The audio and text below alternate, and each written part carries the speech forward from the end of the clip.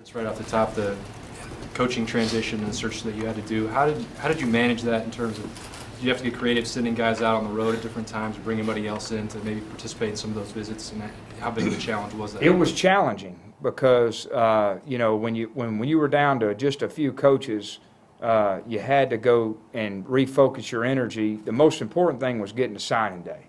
And that's what I kept telling everybody. We got to get to signing day. But having said that, we had to get some of the key players in, especially at D coordinator. I think bringing in Jay as quick as we did was a real boost for us.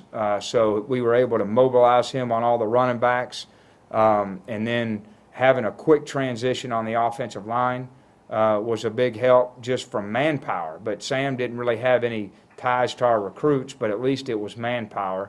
And then, of course, all I asked our recruits to do was be patient when it all hit. And I'm going to tell you, it says a lot about the character and their commitment level to Tennessee and the grit level they showed, because they were getting barraged from, some quality schools. And they didn't flinch. They stayed with it. We had a quick loss there at the end, but that didn't have anything to do with coaching changes. And so I was real proud of that, and I think it says a lot about the guys we got.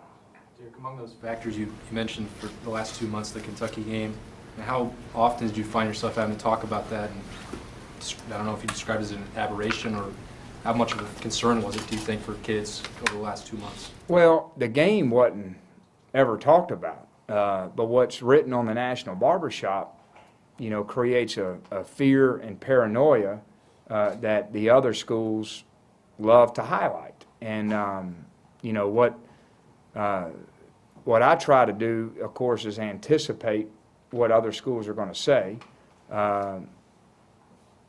but it's still out there. And, the social media has really changed so much in our game and so much in this recruiting process.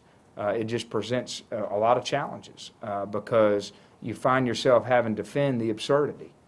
The best example was the, national fact that I hired Randy Shannon as D coordinator. And there's a fact. Some great respected media outlets reported, all from, one tweet. And never talked to Randy. Still haven't. But so you end up having to defend things that are not only baseless, but there's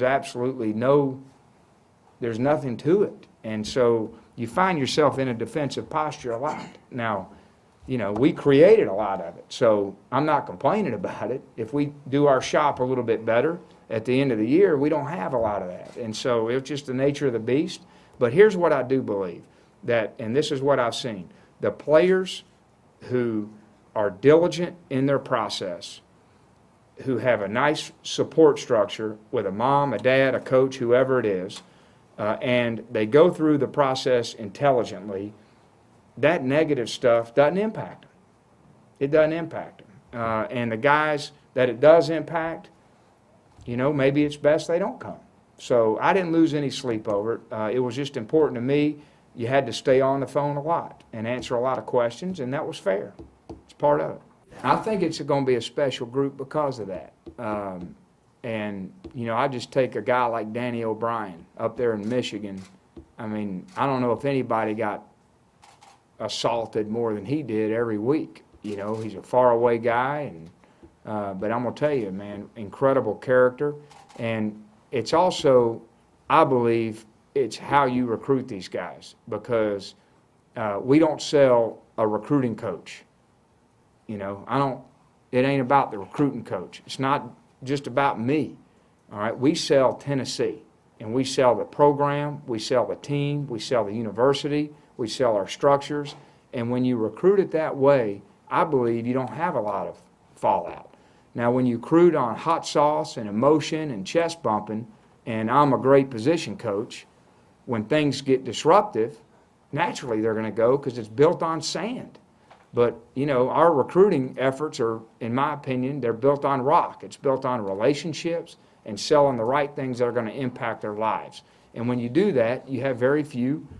Last year we had 0, So now, What's the converse to that? You say, well, why don't everybody do that?